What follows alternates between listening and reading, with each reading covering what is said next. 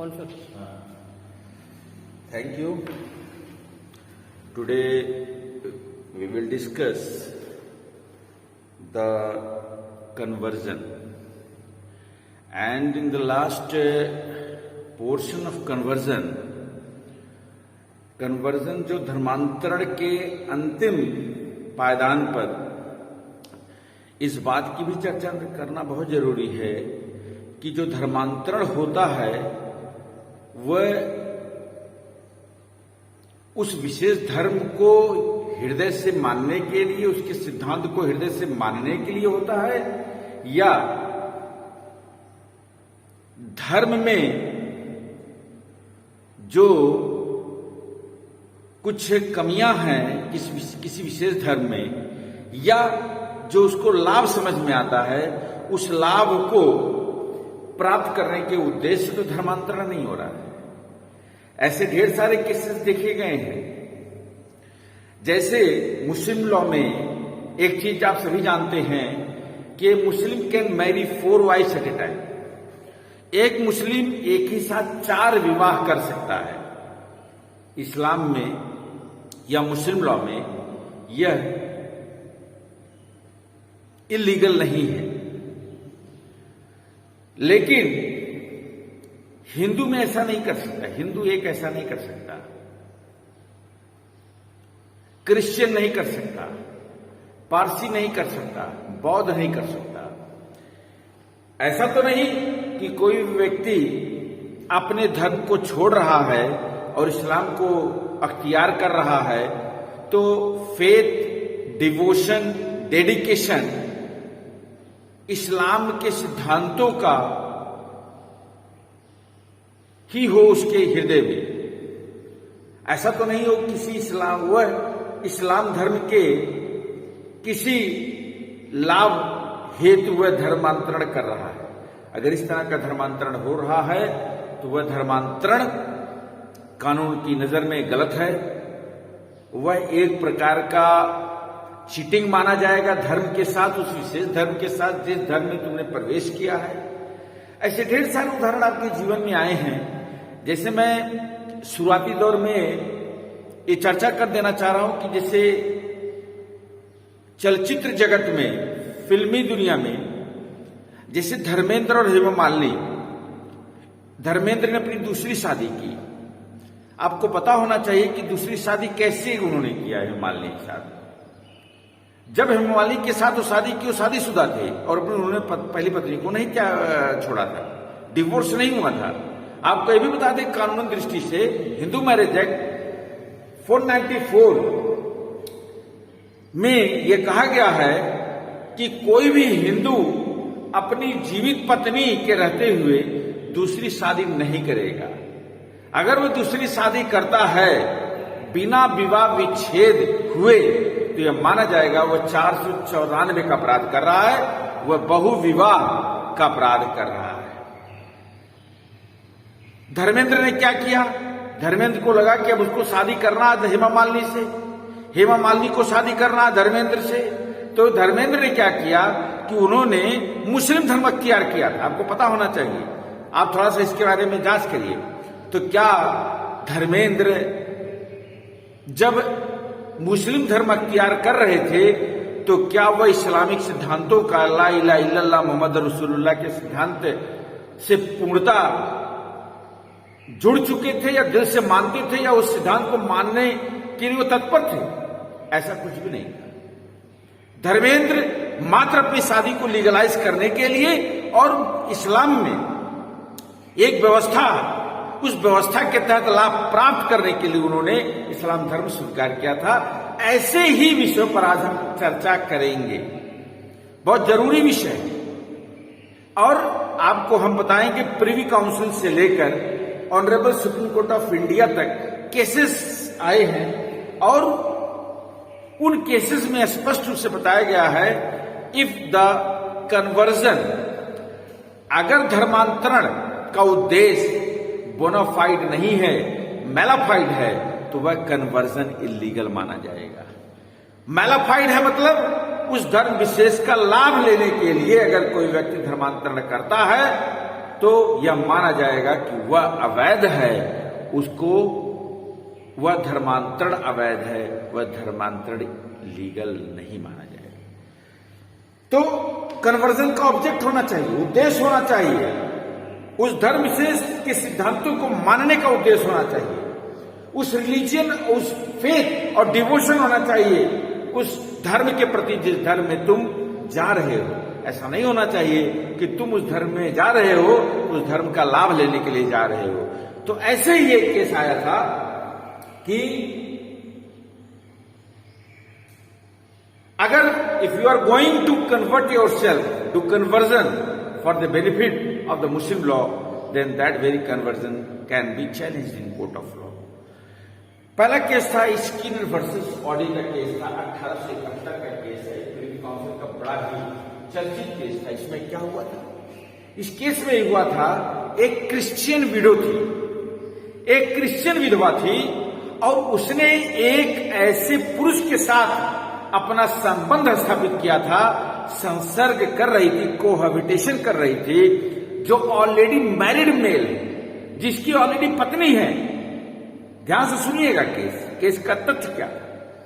Case का तथ्य यह है कि एक क्रिश्चियन विडो है, विधवा है, और उसका संबंध एक ऐसे मेल के साथ होती है, एक ऐसे पुरुष के साथ है, शारीरिक संबंध एक पुरुष के साथ है जिसकी ऑलरेडी एक पत्नी है।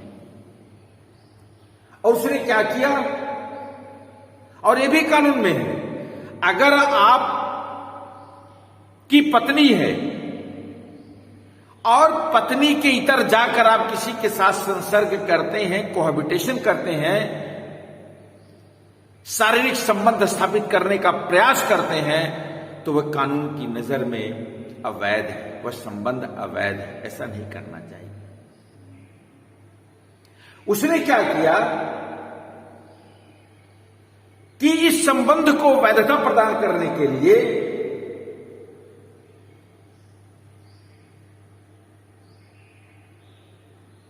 उस महिला ने अपना धर्म त्यागते हुए इस्लाम धर्म स्वीकार किया।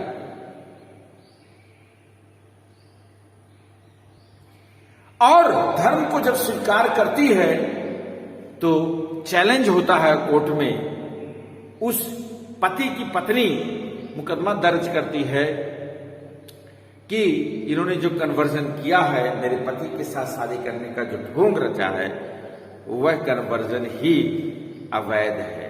तो प्रिवी काउंसिल ने पूरे तथ्य को संज्ञान में लिया, और संज्ञान में लेने के पश्चात यह बताया कि conversion was fraud on the part of the मुस्लिम। जो धर्मांतरण था एक प्रकार का कपट था।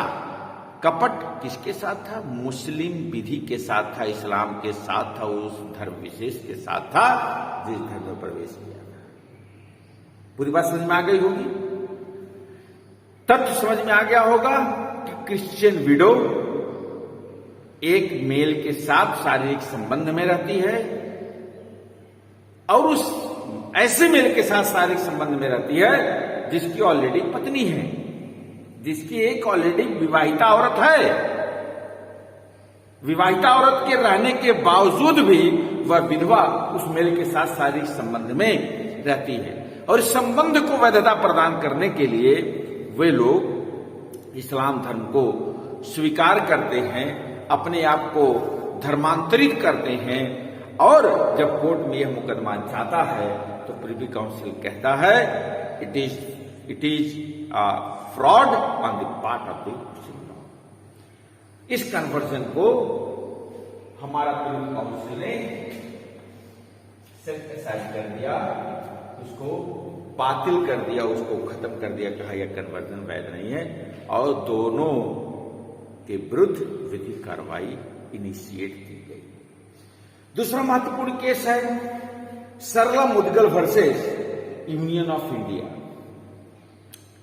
सरला Mudgal versus Union of India ये बहुत ही चर्चित केस है, 1995 का केस है, सुप्रीम कोर्ट का केस है। इस केस को भी देखिए, इसमें तथ्य क्या था।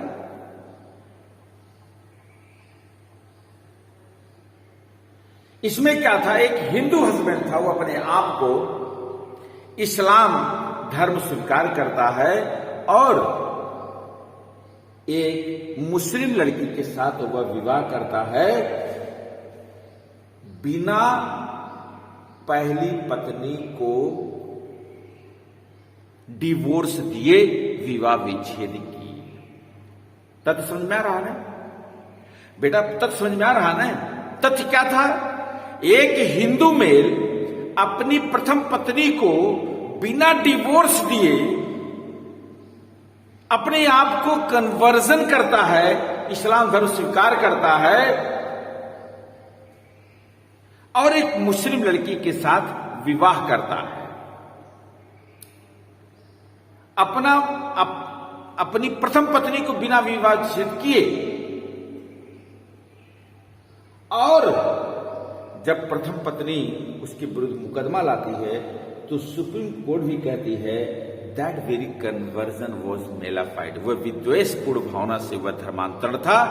धर्मांतरण का उद्देश्य इस्लाम विशेष के साथ ठग करना, उसके मूल सिद्धांतों को न मानना था। उसका उद्देश्य था कि एक मुस्लिम एक ही साथ 4 विवाह कर सकता है, इस नियम का लाभ लेना था, न कि इस्लाम के सिद्धांतों को हृदय से मानना था, उसको फॉलो करना था, उसको हृदय से स्वीकार करना था।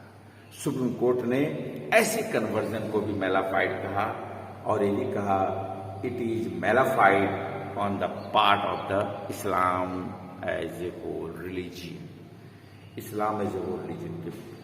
तीसरा है लिली थॉमस का केस था। It is also very important case, Lily Thomas case का केस था, बड़ा इंपॉर्टेंट केस है। लिली थॉमस का जो केस आया था, ये चर्चा मैं इसलिए कर दे रहा हूं कि कन्वर्जन पर क्वेश्चन आते हैं, जुडिशरी पॉइंट ऑफ व्यू से बहुत इंपॉर्टेंट है। लिली थॉमस का केस क्या था, यही था विषय। 1984 में जीसी घोष और श्रीमती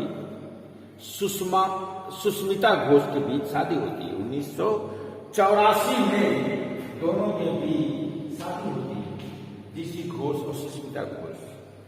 और 1992 में जाते जाते ये अपने धर्म को चेंज कर लेते हैं और इस्लाम में प्रवेश कर जाते हैं। इस्लाम में प्रवेश करते ही वह प्रथम पत्नी को सूचित करते हैं कि मैं हिंदू नहीं रहा, मैं इस्लाम धर्म कबूल कर लिया हूं और मेरा नाम जीसी घोष से बदलकर मोहम्मद काजिम गाजी हो गया है। और उसके बाद वह क्या करते हैं, एक ऐसी महिला के साथ विवाह करते हैं जो ऑलरेडी मैरिड है और जिसके 2 बच्चे हैं। जब प्रथम पत्नी, तुमने तो प्रथम पत्नी को तो विवाह विच्छेद किया नहीं, तुम कैसे दूसरी शादी कर सकते हो? प्रथम पत्नी जब अपने रिश्तेदार, नातेदार, पड़ोस, अपने जितने भी रिलेटिव्स हैं सबको लेकर बैठती है तो ये सारा प्रयास विफल हो जाता है जब लोग समझाते हैं कि आप क्या कर रहे हैं जीसी घोष जी, आप 1984 की शादी को तोड़ रहे हैं और शादी लीगली विवाह विच्छेद न करते हुए अपने धर्म को चेंज करते हुए दूसरे धर्म में प्रवेश कर रहे हैं, इस्लामिक धर्म में। वो उस धर्म के नीति सिद्धांत को भी आप फॉलो नहीं कर रहे मन से, वो इस धर्म में इसलिए प्रवेश कर रहे हैं क्योंकि उसमें एक मुसलमान 4 विवाह एक ही साथ कर सकता है, इस सिद्धांत का, इस नियम का लाभ लेने के लिए कर रहे हैं। और आप एक मोहम्मदन लड़की के साथ विवाह कर लेते हैं। सब लोग प्रयास करते हैं लेकिन उनका सारा प्रयास विफल जाता है और वह वुमेन ऑर्गेनाइजेशनल कल्याणी एक संस्थान है, 1989 में वह कल्याणी संस्थान में वह महिला जाती है, प्रथम जो पत्नी रहती है, और वह संस्थान जो ऑर्गेनाइजेशन जो सुप्रीम कोर्ट में रिट करता है और सुप्रीम कोर्ट पूरे तथ्य को बड़ी गंभीरता के साथ सुनते हुए यह निर्णय देता है कि यह कन्वर्जन अपने आप में विद्वेषपूर्ण था, मेलाफाइड था और इस्लाम के मूलभूत सिद्धांतों के साथ एक बहुत बड़ा ठगी किया। इसीलिए कन्वर्जन अवैध है और शादी भी अवैध मानी जाएगी। सुप्रीम कोर्ट ने कहा without giving the divorce of the first wife, अगर आप प्रथम पत्नी को आप डिवोर्स नहीं देते हैं, किसी भी तरीके को फॉलो करते हुए आप शादी करते हैं, तो वह दूसरी शादी आपकी शून्य मानी जाएगी और 494 का मुकदमा आपके ऊपर दर्ज हो सकता है बहु विवाह का। और सुप्रीम कोर्ट ने भी नहीं यही कहा और कहा कि यह कन्वर्जन अपने आप में लीगल है। आगे जाकर भी उन्होंने कहा कि there was no intention of any religion to follow with certain benefits, certain loopholes which is enshrined in the specific religion, and if anyone tries to do, it commits fraud on the part of that very religion. And thereafter, religion, faith and devotion is not easily interchanged. धर्म, विश्वास और आस्था यह बहुत आसानी से परिवर्तित नहीं होता। अगर धर्मांतरण का उद्देश्य ठगना है, लाभ लेना है, तो वह धर्मांतरण अवैध माना जाएगा। कल मैं आपसे चर्चा करूंगा शरीयत act 1937। Thank you, have a nice day.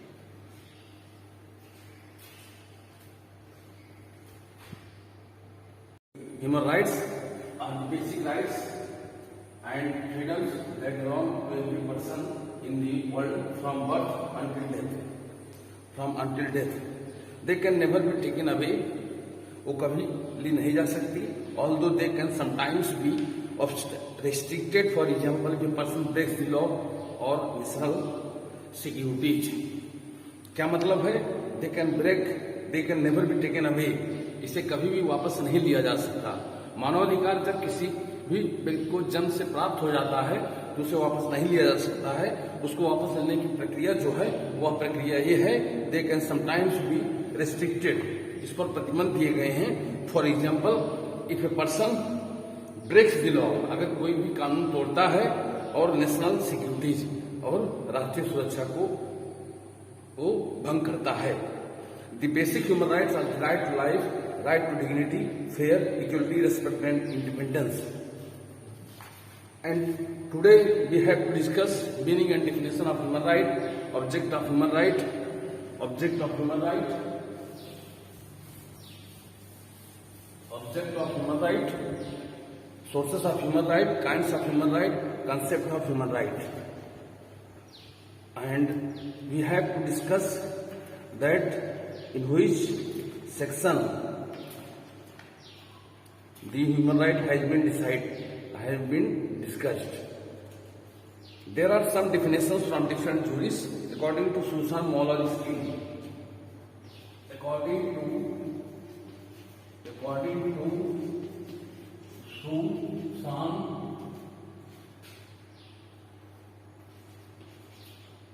Moller. Okay. Human rights as a claim something of crucial importance for human life. According to Dr. Purohit, according to Dr.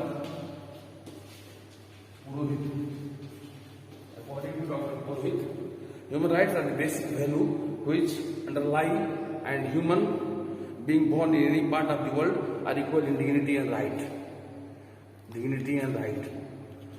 According to Section 2D of the Protection of Human Rights Act 1993, human right means the right relating to life, liberty, equality and dignity of individual guaranteed by the Constitution, embodied in the Constitution, International Covenant and enforceable by courts in India.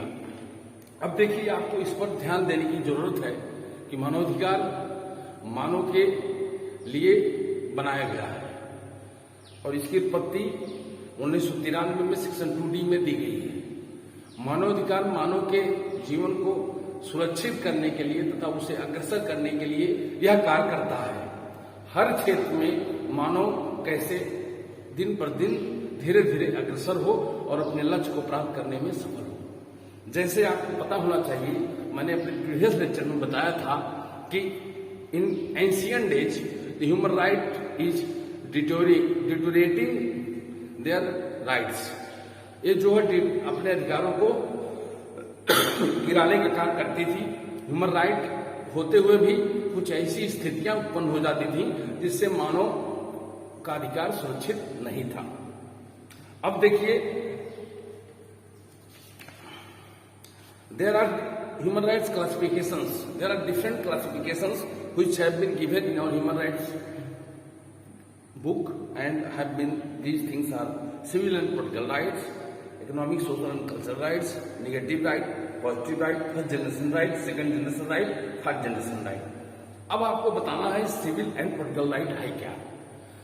Civil और political right का मतलब होता है कि वह अधिकार जो उसे सिविल और राजनीतिक रूप से प्रदान किए गए हैं वह इसका पूर्ण रूप से उपयोग करेगा।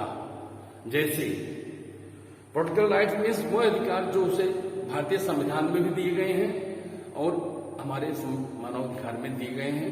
उसे चुनाव लड़ने से लेकर अपने जीवन यापन करने की प्रक्रिया जो भी दी गई है वह सब यथेष्ट रूप से उसको परिभाषित किया गया है।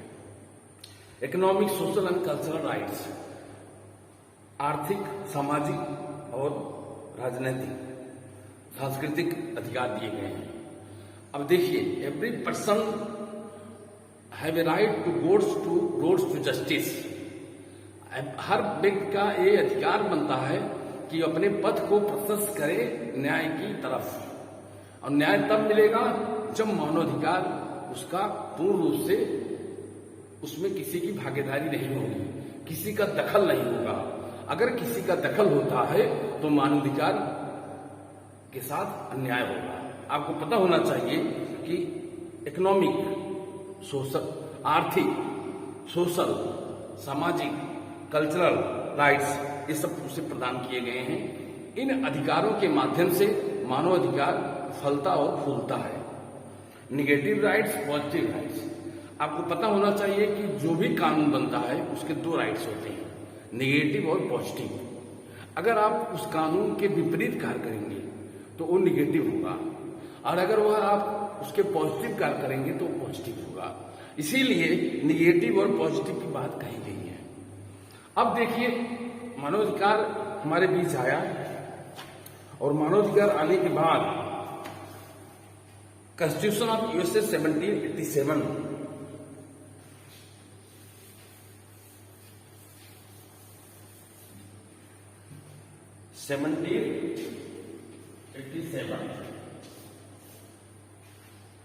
Constitution of USA 1787 with amendment in 1789, 1865,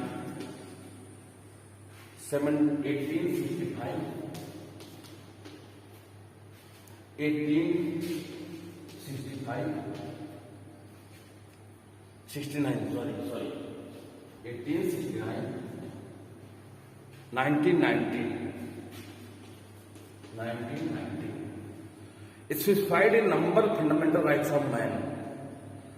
अब देखिए, there are fundamental rights, there are numbers of fundamental rights have been given to the person, or you can say the citizen who is living all over the world, in any country, or you can say the specified areas where he born or she born.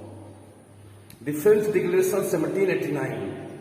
It was inspired by the American Declaration of Independence. The newly formed National Assembly proclaimed the Declaration of the Rights of Men and Citizens. The French Declaration 1789.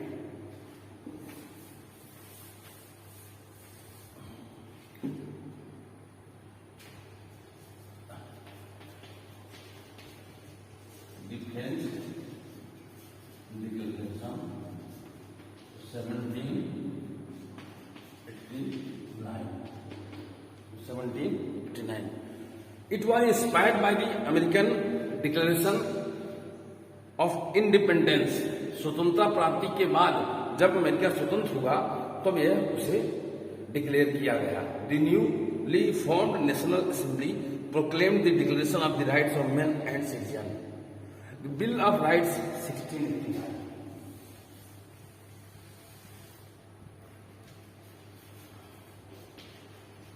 The Bill of Rights 1689. 1689. It is a landmark act in the constituent law of England that set out certain basic civil right.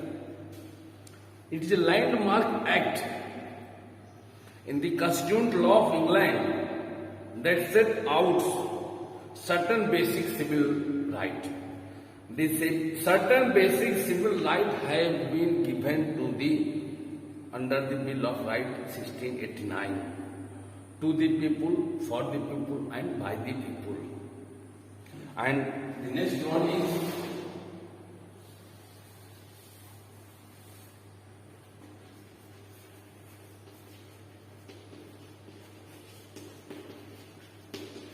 the Virginia Declaration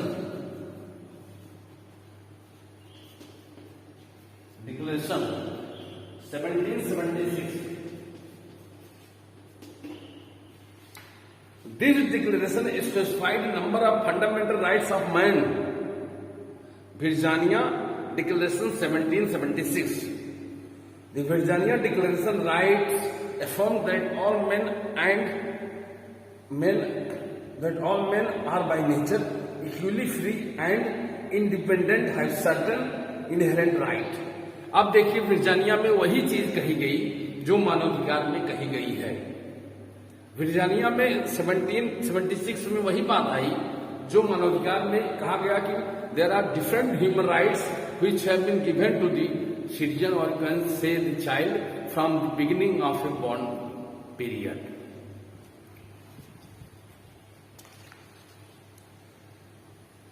And we have discussed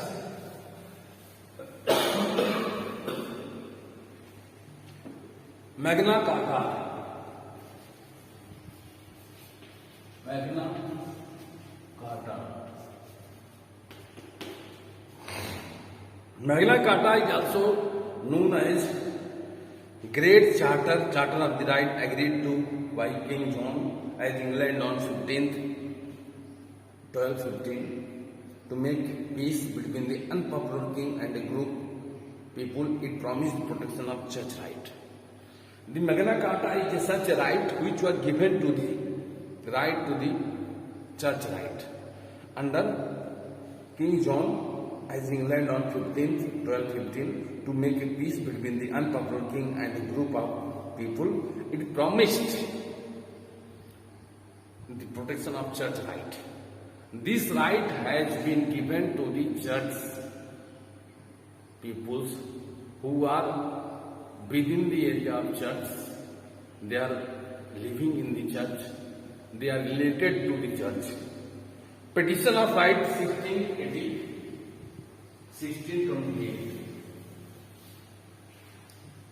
Petition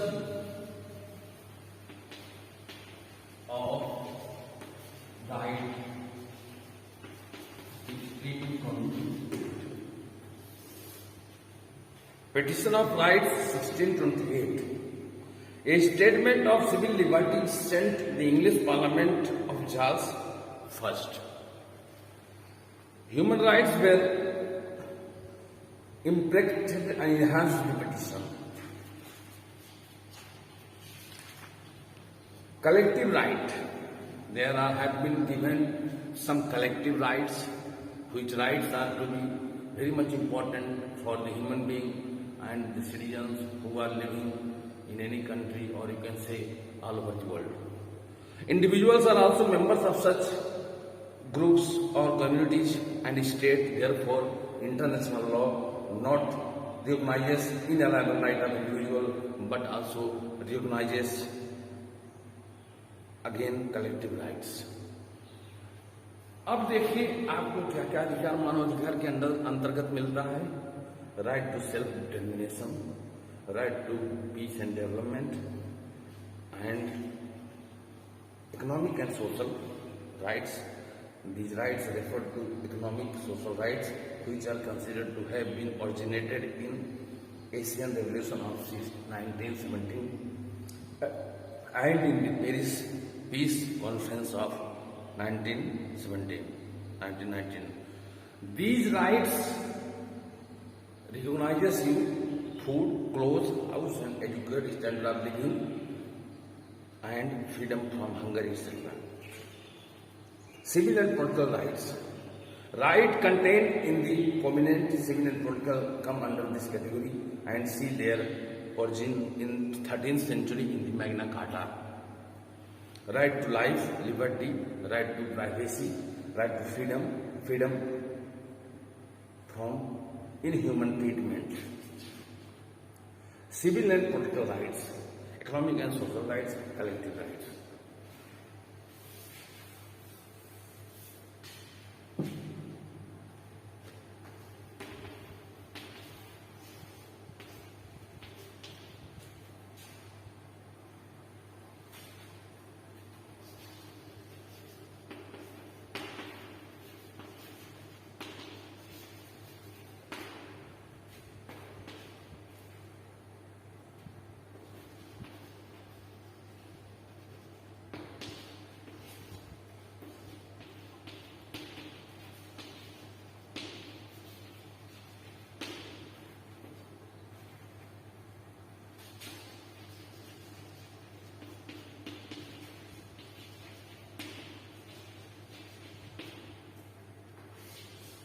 Civil and political rights, economic and social rights, collective rights.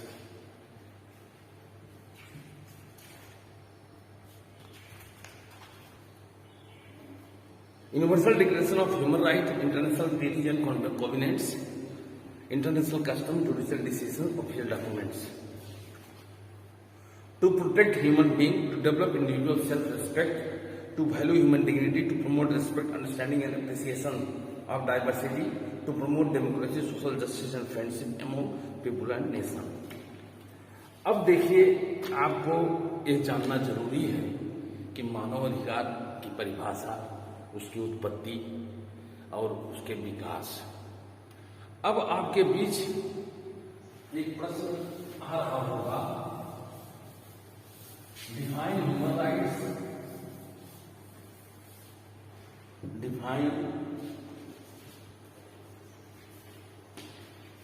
human right, human rights, what are the kinds, what are the kinds, and difference between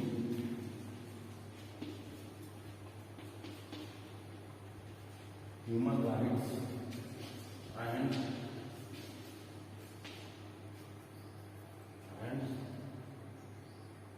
individual rights.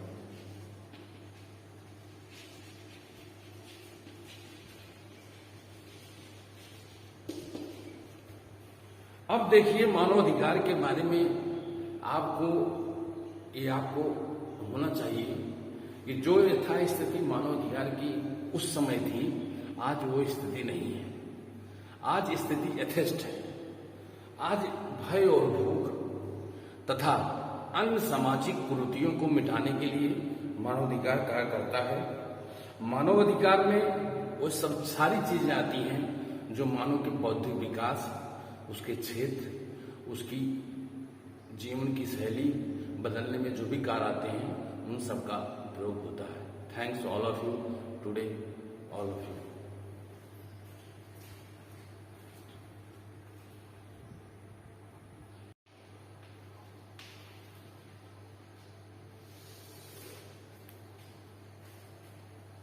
हाँ, देखिए, पिछले कक्षा में हमने आपको भारतीय दंड संहिता Indian panel code की चर्चा हम कर रहे थे, जो आपको 11वीं सीनियर सेमेस्टर एवं बीए रबी 6 सेमेस्टर, बीए रबी 6 सेमेस्टर का ये पेपर है। दोनों में एक ही सब्जेक्ट, एक ही पेपर आपको मिलेगा। अब यहाँ पर हम भारतीय दंड संहिता का चैप्टर 16 जो मानव शरीर के विरुद्ध अपराधों के विषय में वर्णित करता है, उसका हम अध्ययन करते हैं, उसका हम चर्चा करते हैं। यहाँ पर आप देखिए, भारतीय दंड संहिता की धारा 299, 300 जो आपराधिक मानववध और हत्या के लिए डिफाइन किया गया है। आपराधिक मानववध की परिभाषा आपको भारतीय दंड संहिता की धारा 299 में, और आपराधिक मानववध के लिए दंड भारतीय दंड संहिता इंडियन पेनल कोड का सेक्शन 304 में है। दंड की बात, दंड जो है 304 में है, परिभाषा 299 में है। उसी तरह से मर्डर, हत्या की परिभाषा आपको 300 में, और दंड जो है आपको मिलेगा, हत्या की परिभाषा 300 में है और दंड जो है आपको मिलेगा 302 में।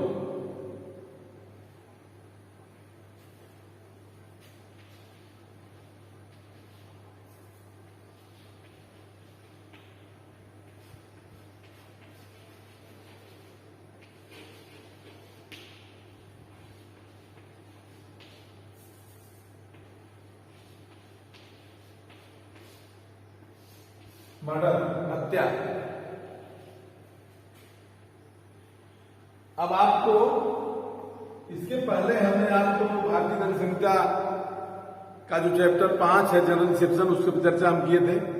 सामान्य अपवाद को समझना बहुत जरूरी है। बिना सामान्य अपवाद के भारतीय दंड संहिता के मूल बेस को आप नहीं समझ सकते हैं।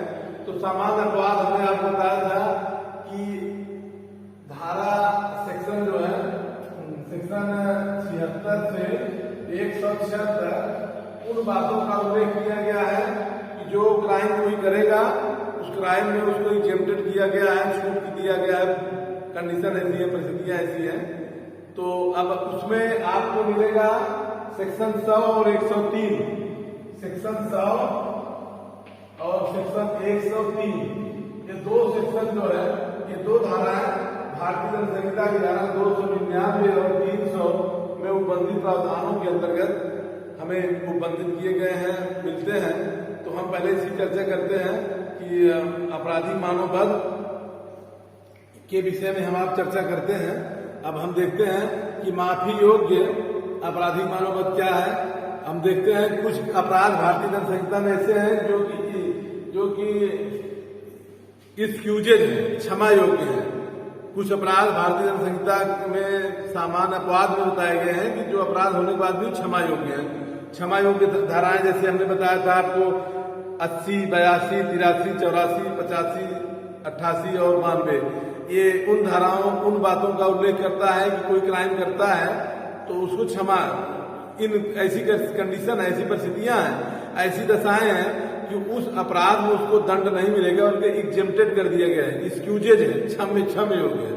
दूसरा है न्याय संगत। न्याय संगत की धाराएं जो हमको जनरल रिसेप्शन मिलती हैं वो है सेक्शन 76, 77, 78, 79, 81, 100 और 103। इसके अंतर्गत हम देखते हैं कि हम ऐसे कह सकते हैं कि वो जस्टिफाइड है, न्याय संगत है। अपराध में दंड इसलिए नहीं है कि वह सामान्य अपवाद में उपबंधित प्रावधान के अंतर्गत आने के नाते वह न्याय संगत है। जैसे सेक्शन 76 है, सेक्शन 76 में लिखा है कि सेक्शन 76 में एक उपबंध करता है जैसे कि विधि द्वारा आबद्ध है तथ्य की भूल का मिस्टेक ऑफ लॉ, विधि द्वारा आबद्ध है तथ्य की भूल का अपने आप को विधि द्वारा आबद्ध होने विश्वास में करने वाले व्यक्ति द्वारा किया गया कार्य अपराध नहीं है। न्यायालय सैनिक जो है कमांडर का आदेश गोली चलाता है, उसकी कोई गलती नहीं है। इसी 77 में विधा न्यायिक कार्य करते हुए न्यायाधीश कार्य अपराध है, 78 में जल्लाद कार्य 79 में है, 80 है, 81 है, बड़ी अपान के निवाड़ के छोटी अपान होती है तो अपराध नहीं है, वहां जो है न्याय संगत बताया गया है। इसी के साथ हम देखते हैं भारतीय दंड संहिता में सेक्शन 100 में 7 कंडीशन बताए गए हैं कि जो 7 कंडीशन से किसी भी कंडीशन में किसी भी दशाओं में, पहले 6 था, सेक्शन 100 में पहले 6 था, लेकिन अब जो है सेक्शन 100 में 7 हो गए हैं। ये 7वां आ गया है एसी अटैक, पहले नहीं था। यह जो है कि दिल्ली गैंग रेप केस, जिसको कहते हैं कि आईपीसी में अमेंडमेंट हुआ, क्रिमिनल लॉ अमेंडमेंट एक्ट 2013, बहुत बृहद पैमाने पर महिलाओं के विरुद्ध अपराध होने को रोकने के लिए अमेंडमेंट किए गए, संशोधन किए गए। उस संशोधन के आधार पर जो है अब हमको भारतीय दंड संहिता में 7, भारतीय दंड संहिता की धारा 100 में सेल्फ डिफेंस के अंतर्गत, आत्मरक्षा के अधिकार के अंतर्गत हम देखते हैं कि 7 कंडीशन ऐसे हैं कि इन दशाओं के अंतर्गत कोई व्यक्ति अगर हमारे ऊपर हमला करता है, परिस्थितियां ऐसी हैं तो उसको हम मर्डर कर दे, उसकी हत्या भी कर देते हैं, तो हम एग्जेम्प्टेड हो जाते हैं, बरी हो जाते हैं, हम अपराध से उसको छूट पाते हैं। ये कंडीशन आपको भारतीय दंड संहिता मिलता है। अब हम शुरू करते हैं आपराधिक मानववध, कल्पेबल होमिसाइड। आपराधिक मानववध क्या है? आपराधिक मानववध किसे कहते हैं? आप आपराधिक मानववध के बारे में चर्चा करते हैं। जैसे हम देखते हैं आपराधिक मानववध के बारे में, अब आप ध्यान दीजिए। आपराधिक मानववध लिखा है कि जो कोई व्यक्ति किसी व्यक्ति की मृत्यु कारित करने के आशय से, जो कोई व्यक्ति किसी व्यक्ति की मृत्यु कारित करने के आशय से या ऐसी शारीरिक क्षति कारित करने के आशय से जिससे मृत्यु कारित होना संभव है, कोई कार्य करके मृत्यु कारित करता है तो आपराधिक मानववध का दोषी होता है।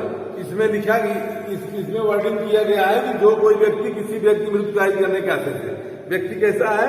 किसी व्यक्ति मृत्यु कारित करने के आशय से या ऐसी शारीरिक क्षति कारित करने के आशय से जिससे मृत्यु कारित होना संभव है, कोई कार्य करके मृत्यु कारित करता है तो आपराधिक मानववध का दोषी होता है। अब यहाँ पर हम देखते हैं इसमें जो मुख्य उपबंध बताया गया है कि जो कोई व्यक्ति मृत्यु कारित करने के आशय से या ऐसी शारीरिक क्षति कारित करने के आशय जिससे मृत्यु कारित होना संभव है, या यह ज्ञान रखते हुए कि यह संभव है कि उस कार्य से उसकी मृत्यु कारित हो जाएगी, कोई कार्य करके मृत्यु कारित करता है तो आपराधिक मानववध का दोषी होता है। उदाहरण के लिए हम देखते हैं क्या दृष्टांत में, क्या एक गड्ढे पर लकड़ी और घास की आशय से बिछाता है कि सामने देखने वाला को ये प्लेन लगे, सूर्य मतलब कहीं से जो है कि मतलब ये भ्रम न हो, ऐसा ना हो कि नहीं ये गड्ढा नीचे है, गड्ढा खोदता है, गड्ढे के ऊपर से लकड़ी और घास बिछा देता है, देखने से लगेगा एकदम प्लेन है लेकिन जो है कि नीचे गड्ढा है। कोई व्यक्ति आता है, उस पर जो ही पहुंचता है और धड़ाम से गिरता है, गिरने के बाद उसकी जो है मृत्यु हो जाती है। तो यहाँ पर आप देखेंगे भारतीय दंड संहिता की धारा 299 में है कि कोई कार्य करके मृत्यु कारित करता है तो आपराधिक मानववध का दोषी होगा। अब आप ध्यान दीजिए, यहाँ पर लकड़ी और घास बिछाता है जो व्यक्ति, और इस आशय से ज्ञान रखते हुए कि फला व्यक्ति इधर से ही जाएगा और जब ही यहाँ पहुंचेगा और उसी में गिरेगा और गिरने के परिणाम स्वरूप उसकी मृत्यु हो जाएगी, शारीरिक क्षति कारित करता है। ध्यान दीजिए, कोई शारीरिक क्षति कारित करता है या कोई ऐसा कार्य करता है जिससे मृत्यु कारित होना संभव है। तो यहाँ पर स्पष्ट है कि वह भारतीय दंड संहिता की धारा 299 के अंतर्गत दोषी होगा, और 299 में परिभाषित उपबंध जो है यह आपराधिक मानववध के लिए है, और दंड इसकी मिलेगी कहाँ? 304 में दंड मिलेगा, 304 में 304 में इसको दंडित किया जाएगा। 304 में 299 की परिभाषा का दंड 304 में है। 304 में है कि जो कोई व्यक्ति आपराधिक मानववध का दोषी होगा उसको दंड दिया जाएगा। अधिकतम दंड की बात है यहाँ, ये है हत्या की कोर्ट में नहीं आने वाले आपराधिक मानववध के लिए दंड। जो कोई ऐसा आपराधिक मानववध करेगा जो हत्या कोर्ट में नहीं आता है, यदि वह कार्य जिसके द्वारा मृत्यु कारित किया गया है मृत्यु या शारीरिक क्षति कारित करने के आशय से संभाग जानते हुए किया गया है, तो उसे आजीवन कारावास या दोनों में से किसी बात का कारावास जिसकी अवधि 10 वर्ष तक हो सकती है, जुर्माने से या दोनों दंडित किया जाएगा।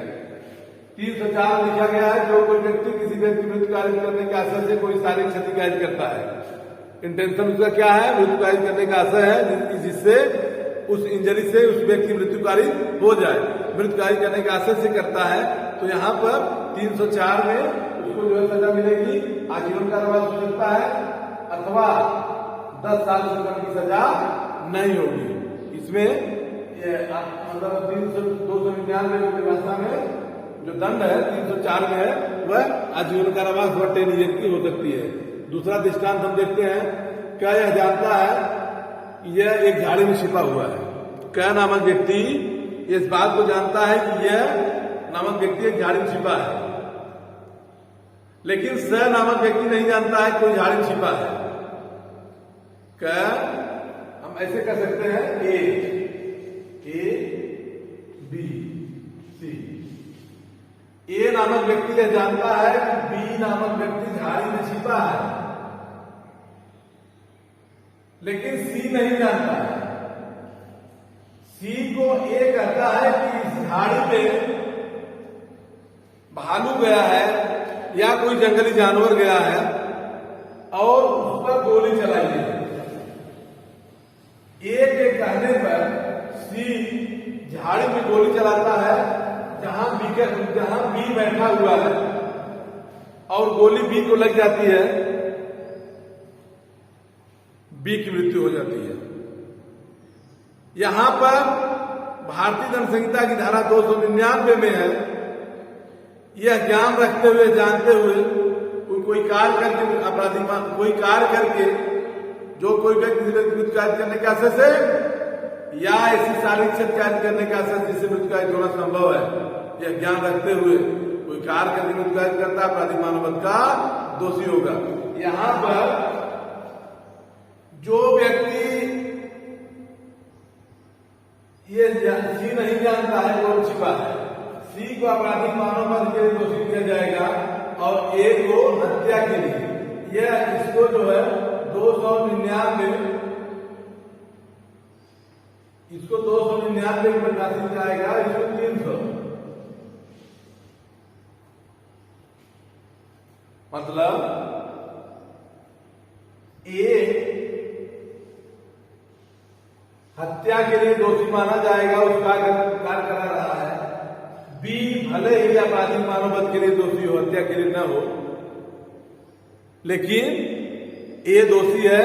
क्यों? ए जानता है कि बी झाड़ी में छिपा हुआ है, जानबूझ करके उस व्यक्ति को उसकाता है जो व्यक्ति नहीं जानता है झाड़ी में कौन छिपा है। यहां अपराधी मानववध का दोषी होगा कौन? ये जिसने बी ने गोली चलाया, सी ने गोली चलाया, बी के ऊपर अपराधी मानववध दोषी हो सकता है, लेकिन ये हत्या का दोषी होगा। ए जो है सी को उसकाता है, सी जो है बी पर गोली चलाता है। तो यहाँ पर सी जो है अपराधी मानववध का दोषी हो सकता है, लेकिन ये हत्या का दोषी होगा क्योंकि उसका कार्य वो जानता है। देखिए अपराधी मानववध हत्या में लगभग एक ही चीजें हैं, लेकिन थोड़ा सा अंतर है। देखिए आपराधिक मानववध और हत्या आपराधिक परिस्थितियों को छोड़कर प्रत्येक आपराधिक मानववध हत्या होता है। यहां पर 3 चीजें हैं आपराधिक मानववध हत्या में अंतर करने के लिए। अपराधी का इंटेंशन, आशय क्या था, वेपन, अपराध कार्य करने के लिए उपकरण कैसे थे, और नॉलेज ज्ञान, इंटेंशन, वेपन और नॉलेज, आशय ज्ञान और उपकरण, तीनों चीजें आपराधिक मानववध हत्या में अंतर स्पष्ट करती हैं।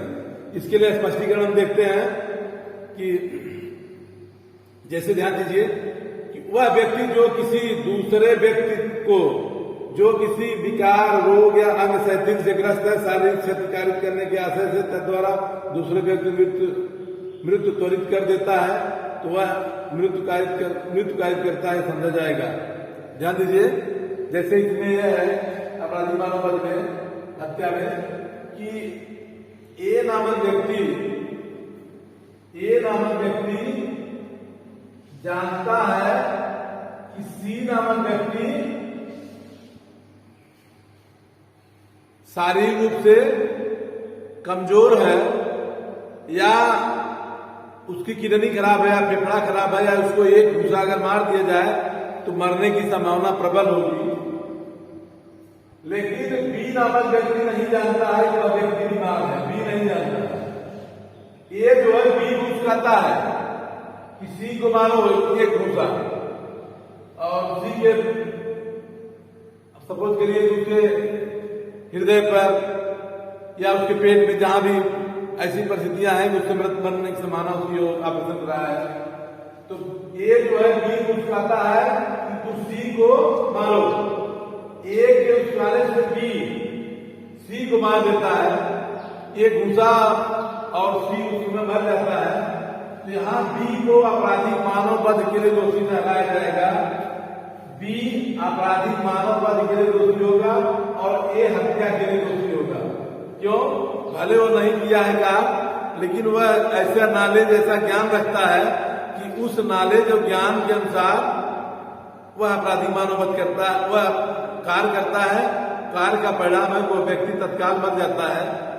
यहाँ पर ए का इंटेंशन और नॉलेज, आशय और ज्ञान दोनों जो है ये पता है कि सी मर जाएगा एक घूसा मारने से, लेकिन बी को नहीं पता है।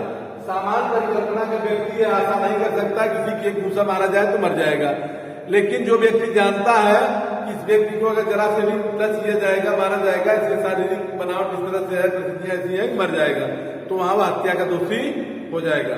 ठीक ना? अब तीसरा कंडीशन हम देखते हैं। तीसरा है कि क्या एक मुर्गे को मार डालने या चुरा लेने के आशय उस पर गोली चलाता है, ख उस झाड़ी में छिपा है, लेकिन स नहीं जानता है, उसको गोली चलाने के लिए वो क्या करता है, वो प्रेरित करता है। फिर ध्यान दीजिए, ये कहता है कि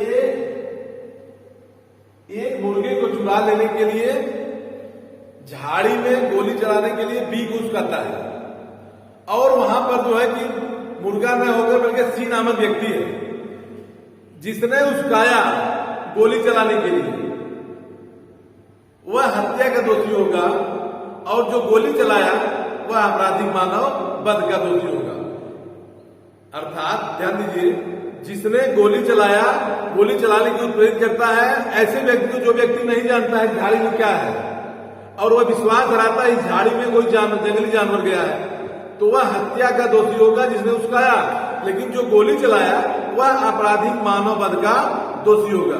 आपराधिक मानव वध हत्या के लिए मुख्य 3 चीजें आवश्यक है। ध्यान दीजिए, इंटेंशन और वेपन नॉलेज। यहां पर ए नामक व्यक्ति जानता है कि गोली चलाने से, गोली लगने से जो व्यक्ति है वो मृत्यु उसकी हो जाएगी, फिक्स है, लेकिन जिसने गोली चलाया उसको यह नॉलेज नहीं है कि वहां पर कोई आदमी है या जंगली जानवर है। जिसने उसकाया वह स्पष्ट कर रहा है कि वहां पर आदमी नहीं बल्कि जंगली जानवर है। तथ्य को छिपा करके बताकर उसको गुमराह कर गोली चलवाता है। जिसने गोली चलाया वह आपराधिक मानव वध का दोषी हो सकता है, लेकिन जो उसकाया वह हत्या का दोषी होगा, 302 का दोषी होगा, न कि आपराधिक मानव वध का। इस तरह से आपराधिक मानव वध हत्या बहुत महत्वपूर्ण है। इसको आप एक बार फिर से कल पढ़ लीजिएगा। दोनों को, आपराधिक मानव वध हत्या, ये दोनों चीजें महत्वपूर्ण है। आपराधिक मानव वध के लिए, हत्या के लिए लगभग कई चीजें हैं, वही इंटेंशन, वेपन नॉलेज, 3 चीजें आवश्यक है। कब कोई हत्या आपराधिक मानव वध है, कब कोई आपराधिक मानव वध हत्या है, इसकी हम चर्चा करते हैं। इसके पहले जैसे आपराधिक मानव वध का हत्या नहीं है, आपराधिक मानव वध का हत्या नहीं, यदि अपराधी उस समय जबकि वो गंभीर और अचानक प्रकोपन में होकर कोई कार्य करता है तो आपराधिक मानव वध हत्या नहीं है। कल विस्तार से हम अगले दिन आपको बताएंगे। Thank you.